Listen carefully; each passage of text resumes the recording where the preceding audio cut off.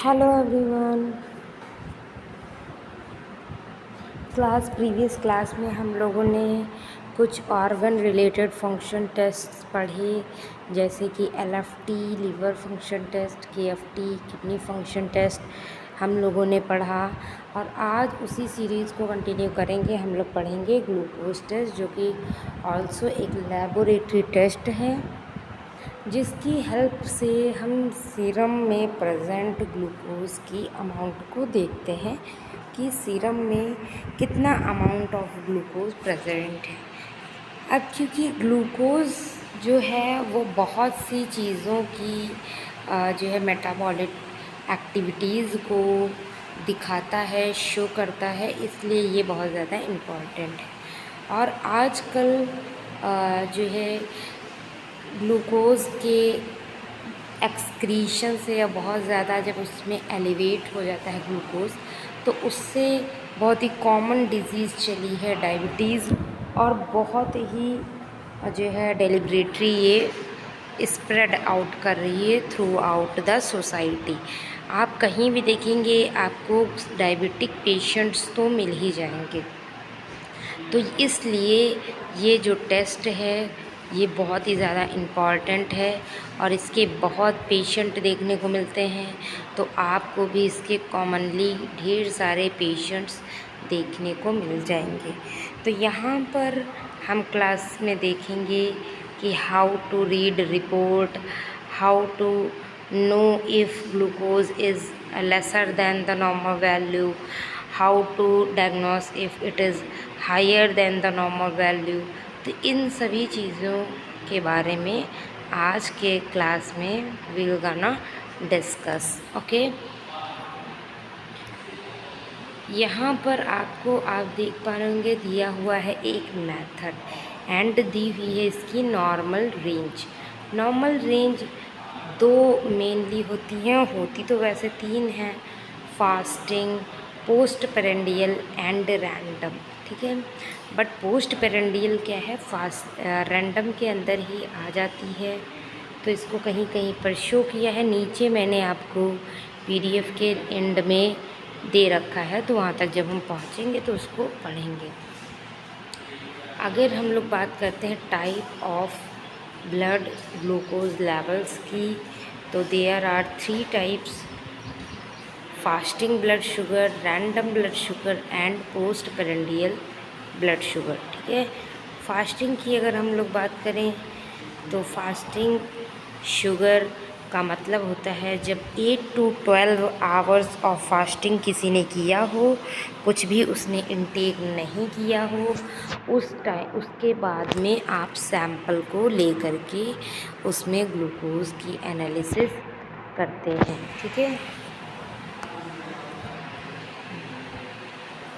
ठीक है, तो उसको हम लोग नाम देते हैं फास्टिंग, FBS भी बोलते हैं, फास्टिंग ब्लड शुगर। ठीक है, और उसके बाद में अगर हम बात करें क्या सैंपल लेंगे, तो इसमें आप प्लाज्मा लेते हैं। कौन सी वायल में इसका सैंपल लिया जाता है, तो वायल होती है सोडियम फ्लोराइड। ठीक है, और डायबिटिक पेशेंट में इसकी जो वैल्यू है वो 70 to 99 से बढ़ कर के मोर देन 126 हो जाती है। जब भी फास्टिंग की वैल्यू 126 mg/dl से भी ज़्यादा एलिवेट हो रही है, विच मीन्स पेशेंट डायबिटिक है। ठीक है, रैंडम की बात कर लेते हैं। जो रैंडम ब्लड शुगर है, RBS जिसको बोलते हैं, वो ग्लूकोज कभी भी आप उसको कलेक्ट कर सकते हैं, ब्लड सैंपल। उसकी कोई रूल नहीं है कि हाँ पेशेंट फास्टिंग किया होना चाहिए, पेशेंट कैसा भी हो, कितने भी टाइम आप उसको कलेक्ट कर लेते हैं। और ऐसे में आप क्या क्राइटेरिया डिसाइड करते हैं कि उस पेशेंट को है ग्लूकोज एलिवेटेड फॉर्म में है या नहीं, तो इस पे आप मेज़रमेंट कर पाते हैं उसके ग्लूकोज के लेवल। अगर मोर देन 200 mg/dl है तो, if their blood glucose level is more than 200 mg per dl, which means patient is diabetic. If that value is lesser than 140 mg per dl, which means it's a normal patient.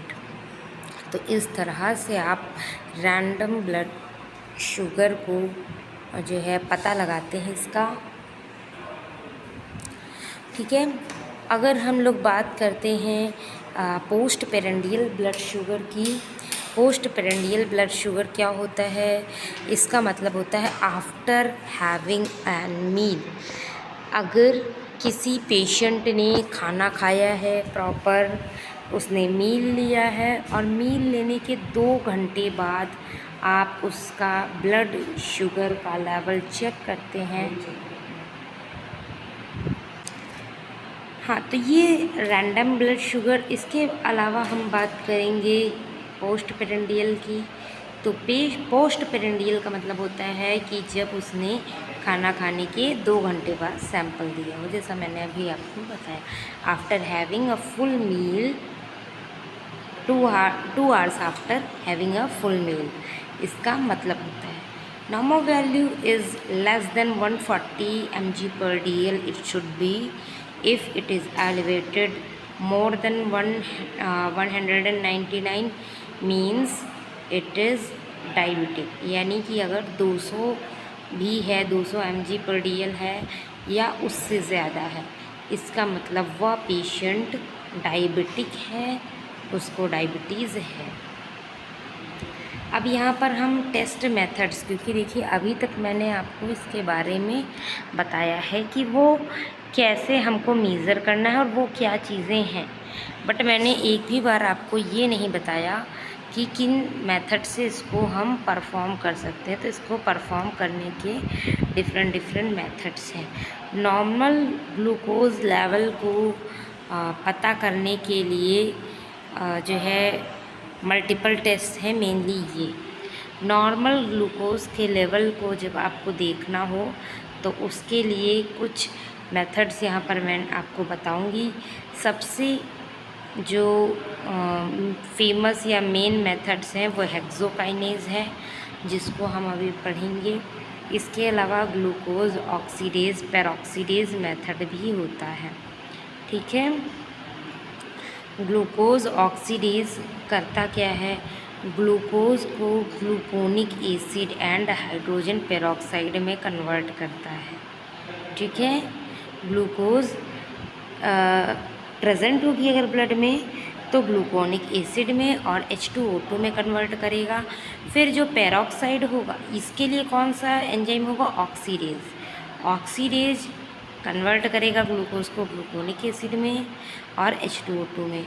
जो H2O2 बना वो पेरोक्सीडेट से react करके hydrogen peroxide से coloured complex या coloured compound को produce करेगा, यानी एक कलरफुल टाइप का सब्सटेंस बन जाएगा।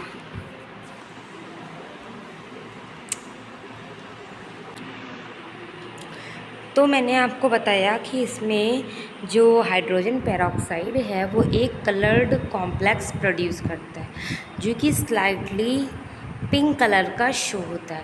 अब उस कलर की इंटेंसिटी को जब हम स्पेक्ट्रोफोटोमीटर में मेज़र करते हैं तो वो हमारे ग्लूकोज के कंसंट्रेशन को बताता है, यानी जितना डार्क कलर प्रोड्यूस होगा उतना ही ज़्यादा कंसंट्रेटेड ग्लूकोज प्रेजेंट होगा सीरम में।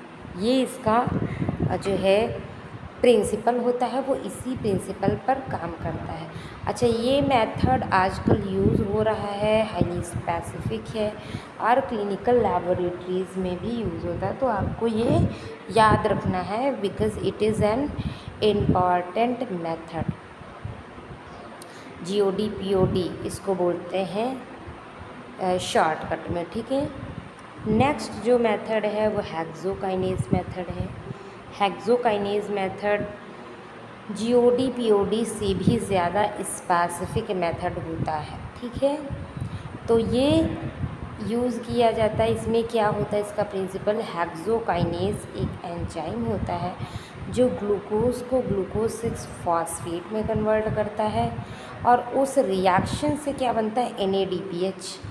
और इस NADPH के इंटेंसिटी को, कितना NADPH प्रोड्यूस हुआ, इसकी इंटेंसिटी को हम स्पेक्ट्रोफोटोमीटर में मेज़र कर लेते हैं डायरेक्टली, और हमें पता चल जाता है कि कितना अमाउंट ग्लूकोज प्रेजेंट है।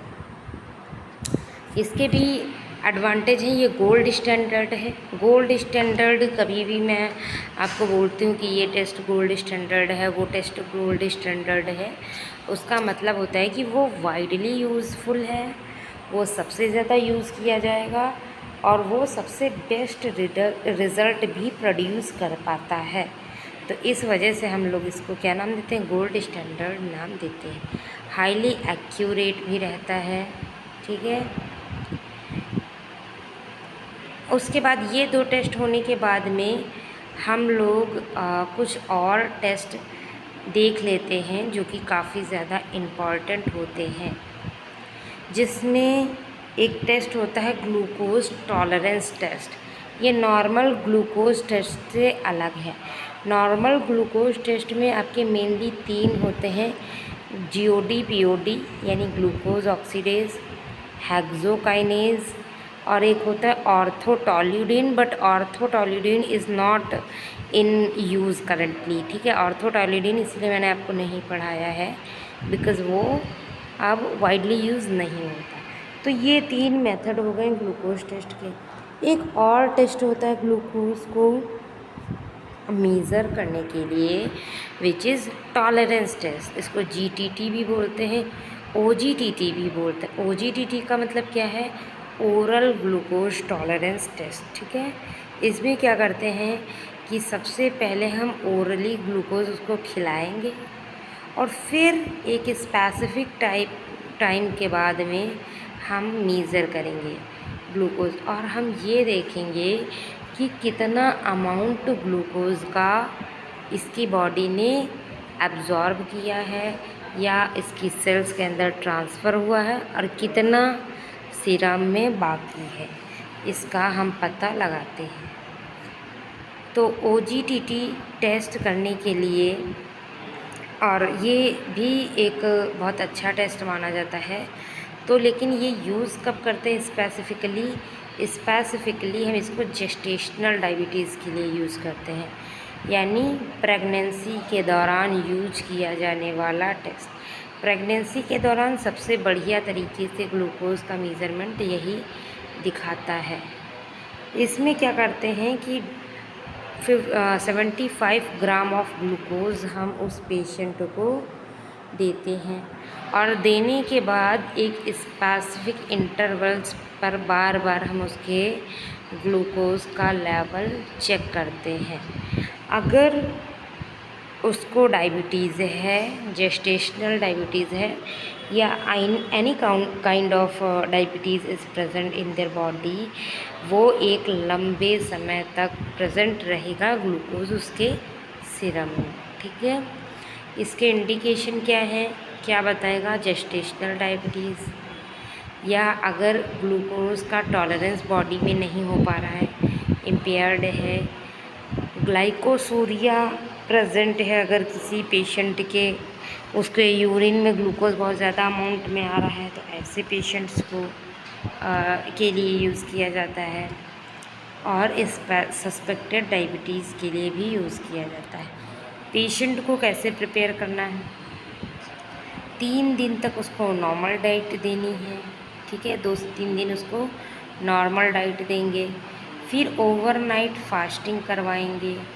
Normal diet in the sense carbohydrate अच्छे से देंगे उसको, ठीक है, 3 दिन तक। फिर उसको 8 से 12 घंटे फास्टिंग यानी रात भर के लिए फास्टिंग करवा देंगे, और ऐसा बोल देंगे इन 3 दिनों में बिल्कुल भी अल्कोहल, बिल्कुल भी स्मोकिंग या कुछ भी ऐसा नहीं करना है। और अब क्या करेंगे, ये पेशेंट के इंस्ट्रक्शन है। अभी हमें क्या करना है कि सुबह का फास्टिंग सैंपल कलेक्ट करेंगे पहले ही, ठीक, एक सैंपल ले लेंगे। फिर 75 ग्राम एनहाइड्रस ग्लूकोज इसको हम 250 to 300 ml ऑफ वाटर में मिक्स करके पिला देंगे। ओरली देना है, याद रखना, आईवी के थ्रू या उसको ऐसे ही दे दिया, ऐसे नहीं करना है, ओरली तरीके से 75 ग्राम एनहाइड्रस ग्लूकोज घोल करके 300 ml ऑफ वाटर में पिलाएंगे और 2 घंटे बाद उसका ब्लड हम कलेक्ट कर लेंगे, ठीक है। कभी कभी लोग 2 घंटे बाद कलेक्ट करते हैं, कभी कभी वो इंटरवल्स में कलेक्ट करते हैं, जैसे 30 मिनट, फिर 60 मिनट बाद करेंगे, फिर 90 मिनट्स बाद करेंगे, फिर 2 आवर्स के बाद करेंगे, ऐसे कलेक्ट करेंगे। फिर जब कलेक्ट करने के बाद उसकी टेस्ट परफॉर्म करेंगे। टेस्ट हम नॉर्मली हेक्सोकाइनेज मेथड से ही कर सकते हैं, ठीक है। करेंगे तो हमें नॉर्मली 140 mg/dl के कम अगर आ रहा है glucose, which is completely normal, उससे ज़्यादा आ रहा है अगर 200 तक, तो समझ लीजिए कि उसकी बॉडी टॉलरेट नहीं कर पा रही है ग्लूकोज की, ग्लूकोज टॉलरेंस इम्पेयर्ड है। अगर 200 mg/dl से भी ज़्यादा है तो समझ लीजिए कि डायबिटीज़ का पेशेंट है, ठीक है। अब जेस्टेशनल में ये टेस्ट वाइडली यूज़ होता है। जेस्टेशनल प्रेगनेंसी में 24 to 28 वीक्स ऑफ प्रेगनेंसी में परफॉर्म किया जाता है, ठीक है। ये तो हो गया 3 तरीके हमने पढ़े नॉर्मल ग्लूकोज को, जिसमें 2 मैंने एक्सप्लेन किए। OGTT टेस्ट के बारे में पढ़ा। नेक्स्ट है हम लोग एक और टेस्ट पढ़ते हैं, HbA1c। ये क्या होता है इसके बारे में भी जान लीजिए। इसमें हीमोग्लोबिन्स में अगर ग्लूकोज अटैच्ड है, ग्लाइकेटेड हीमोग्लोबिन है, तो उसकी पहचान हम करेंगे। ये टेस्ट हम यूज़ करते हैं 2 to 3 मंथ्स की ग्लूकोज का मैटर देखने के लिए कि क्या 2-3 महीने पहले उसको डायबिटीज़ थी। तो ये जो टेस्ट है वो हिस्ट्री दिखाता है, और हिस्ट्री कितनी दिखाता है, 2 to 3 मंथ्स, 2 से 3 महीने पहले की हिस्ट्री ये हमको दिखाता है। ऐसा कैसे हो पाता है, क्योंकि जो ग्लाइकोजन कन्वर्ट होती है एक्सेस ग्लूकोज से, वो बाइंड करती है हीमोग्लोबिन से। हीमोग्लोबिन से जब वो बाइंड कर जाती है तो वो लंबे समय तक बाइंड रहती है। तो अगर वो आज हमें बाइंड किया हुआ दिख रहा है, इसका मतलब कि बहुत 2-3 महीने पहले वो बाइंड किया होगा, तब हमें उसका रिज़ल्ट आज दिख रहा है। तो इससे हमें हिस्ट्री पता करने को मिलती है। इसकी नॉर्मल रेंज होती है 5.7% से कम होना चाहिए। प्री डायबिटिक वालों में ये 5.7 to 6.4% दिखता है। डायबिटीज़ के पेशेंट में ये 6.5% से भी कम, उससे ज़्यादा दिख सकता है, यानी काफ़ी बढ़ा हुआ अमाउंट दिखेगा। इसमें ना तो किसी फास्टिंग की ज़रूरत है और ना ही किसी पहले से प्रिपरेशन करने की। और एक चीज़ और है जो इसको नॉर्मल ग्लूकोज के टेस्ट से अलग बनाती है। पहली चीज़ तो ये हिस्ट्री दे रहा है 2 से 3 महीने की। दूसरी चीज़ है कि इसका सैंपल EDTA में कलेक्ट होता है, ना कि आपके जो नॉर्मली फ्लोराइड वायल यूज़ होती है ग्लूकोज के लिए, उसमें नहीं कलेक्ट होता है, ठीक है। यूरिन का अगर ग्लूकोज टेस्ट करना हो तो हम हेक्सोकाइनेज मेथड यूज़ नहीं करते हैं, ठीक है। ये मैंने जितने भी मेथड बताए हैं अभी तक, वो सब सीरम सैंपल के लिए हैं। यूरिन से अगर हमें ग्लूकोज का टेस्ट करके देखना है तो हमें क्या करना पड़ेगा, हमें ग्लूकोज, यूरिन में जो ग्लूकोज है अगर वो 180 से भी ज़्यादा mg/dl से है तो हमें ज़रूरत है, ठीक है। इसके मेथड के लिए हम बेनेडिक्ट टेस्ट करते हैं। बेनेडिक्ट टेस्ट रेड्यूसिंग शुगर को बताता है, यूज़ किया जाता है ग्लूकोज़ को देखने के लिए यूरिन में। और दूसरा मेथड है ऑक्सीडेज डिपस्टिक। जो डिपस्टिक आती है ना यूरिन टेस्ट की, यूरिन में डुबाया, कलर का चेंज देखा, कलर अगर चेंज हो रहा है स्ट्रिप्स का तो पता कर लिया तुरंत।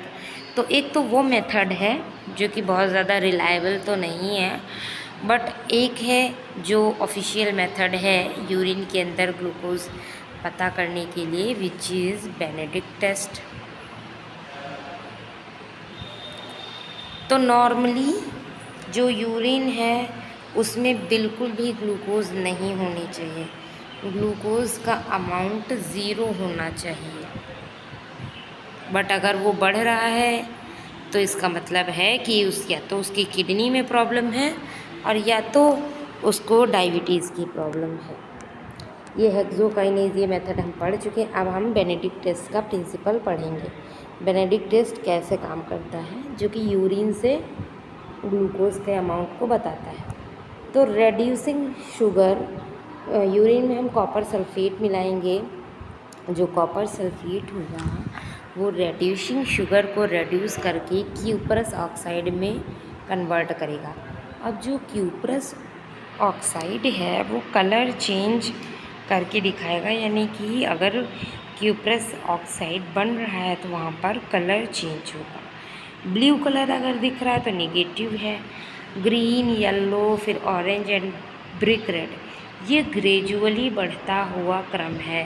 ग्रेजुअली जब ग्लूकोज बढ़ता है तो वैसे वैसे कलर चेंज होता है। ग्रीन मतलब कम, येलो मतलब उससे थोड़ा ज़्यादा, ऑरेंज मतलब और ज़्यादा, और ब्रिक रेड कलर का हो जाए तो इसका मतलब बहुत ज़्यादा ग्लूकोज यूरिन के अंदर में प्रेजेंट है।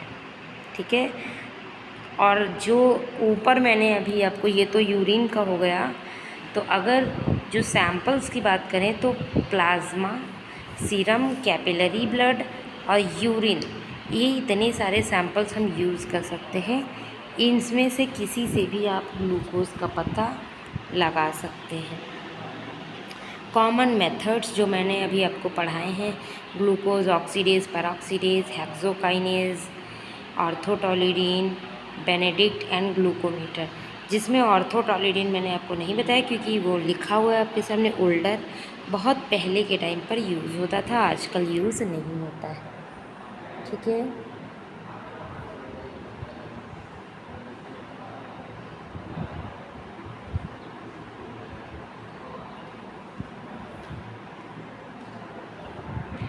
तो इसमें से जो ग्लूकोज पेरोक्सीडेज ऑक्सीडेज है, इसमें H2O2 बनता था, हाइड्रोजन पेरोक्साइड, जिसकी अमाउंट हम देखते थे। हेक्सोकाइनेज में मैंने आपको बताया था कि यहाँ पर NADPH बनता है, जिसका अमाउंट हम देख लेते तो हमें पता चल जाता है। Hexokinase is a best method and gold standard. ठीक है। बेनेडिक्ट मेथड यूज़ किया जाता है यूरिन में। ऑर्थोटोलिडीन आजकल यूज़ नहीं किया जाता है। और ग्लूकोमीटर आजकल आपने देखा होगा इलेक्ट्रोकेमिकल मेथड है, जो आजकल कैपिलरी ब्लड को फटाफट से बता देता है। कैपिलरी ब्लड में प्रेजेंट तो नहीं है ग्लूकोज, इसको ये तुरंत बताता है। ठीक है। नॉर्मल वैल्यूज़ यहाँ पर मैंने आपको लिख करके दे दी हैं कि अगर 70 to 99 है फास्टिंग में, विच इज़ नॉर्मल। रैंडम में अगर 140 से कम है तो ठीक है। 2 hours ऑफ PP 140 से कम होना चाहिए। OGTT आफ्टर 2 hour भी 140 से कम होना चाहिए। HbA1c का अमाउंट 5.7 से कम होना चाहिए। एक और है इसका, जैसे हम लोगों ने पढ़ा है आपका HbA1c, उसी से मिलता जुलता होता है ये ग्लाइकेटेड प्रोटीन टाइप का मेथड, या फिर इसको हम जो है इसका जो प्रोसीजर है उसके नाम से जान सकते हैं, जैसे फ्रक्टोसामीन। ये क्या होता है इसके बारे में थोड़ा सा जानेंगे। देखिए, नॉर्मली HbA1c 3 महीने की ग्लूकोज बता देता है। ठीक है। और 3 महीने की जो ग्लूकोज है वो ग्लाइकेटेड फॉर्म में रहेगी ग्लूकोज। बट अगर मान लो किसी को एनीमिया हो तो उसके में RBC टूटेगा, RBC उसका टूटेगा और हम आरबीसी से ही उसकी पता कर रहे हैं ग्लूकोज़ को, क्योंकि ग्लाइकेटेड हीमोग्लोबिन जब हम देखते हैं तो हीमोग्लोबिन देखते हैं, आरबीसी टूट गया, हीमोग्लोबिन ख़त्म हो गया, तो हमें कैसे पता चलेगा कि एनीमिया के पेशेंट में कितना है, क्योंकि उसमें तो ऑलरेडी कम ही आएगा। HbA1c तो ऑलरेडी कम ही आएगा क्योंकि उसका हीमोग्लोबिन ही नहीं है। तो उसके लिए HbA1c के अलावा एक और मेथड होता है फ्रक्टोसामीन। ये 2 से 3 हफ्तों की हिस्ट्री बताता है, ठीक है। ग्लाइकेटेड हीमोग्लोबिन हम HbA1c में देखते हैं, जो कि 2 से 3 महीने की हिस्ट्री बताता है। फ्रक्टोसामाइन हम किस में देखते हैं, इसमें मेनली हम ग्लाइकेटेड एल्बुमिन देखते हैं। जैसे वहाँ पर आपके हीमोग्लोबिन से ग्लाइकोजन कनेक्ट होती थी, वहाँ पर एल्बुमिन से ग्लाइकोजन जुड़ी हुई हमको दिखाई देगी। और ये कितनी हिस्ट्री दिखाएगा, 2 से 3 वीक्स की हिस्ट्री दिखाएगा। इसका यूज़ हम नॉर्मली नहीं करते, बहुत कम ही करते हैं, बट कब करते हैं, जब HbA1c अनरिलायबल हो, उस पर रिलाई करना पॉसिबल ना हो, तब इसका यूज़ करते हैं। जैसे बहुत ज़्यादा ब्लड लॉस हुआ हो, प्रेगनेंसी है, हीमोलाइटिक एनीमिया है, ऐसे में इसका यूज़ करते हैं, ठीक है। तो इसकी भी क्लिनिकल इम्पॉर्टेंस है। जब HbA1c काम नहीं करेगा तो फ्रक्टोसामीन मेथड यूज़ कर लेंगे हम लोग, ठीक है। हमारे पास सारे मेथड्स अवेलेबल हैं। और इसकी कुछ क्योंकि HbA1c की कुछ लिमिटेशंस हैं, कुछ बीमारियों में Hb कम हो जाएगा तो हमें पूरा पक्का HbA1c नहीं मिल पाएगा, इसलिए फ्रक्टोसामीन का सहारा ले लेंगे हम लोग। तो it is all about glucose test, ठीक है। आई होप कि आपको पूरा ग्लूकोज टेस्ट समझ में आया होगा। ओके, थैंक यू क्लास, मिलते हैं नेक्स्ट क्लास में। इसके पहले कि मैं आपका जो क्लास है वो एंड करूँ, मैं आपसे कुछ आपको इन्फॉर्मेशन देना चाह रही हूँ कि अगर आपने BMS, BHMS, BUMS, BNYS किया है और लीगल वे में प्राइमरी स्टेज पर एलोपैथ भी प्रैक्टिस करना चाहते हैं, तो मैं आपको लीगल गवर्नमेंट कोर्सेज़ के बारे में बता रही हूँ, जो है CCH। वो 1 साल का कोर्स है। इसकी कंप्लीट फ़ीस 25,000 है। अगर आप इस कोर्स को करने के लिए इंटरेस्टेड हैं तो हमारे स्क्रीन पर दिए गए नंबर पर कॉल कर सकते हैं। आई होप कि आपको क्लास समझ में आई होगी आज की। मिलते हैं नेक्स्ट क्लास में। Okay, thank you everyone.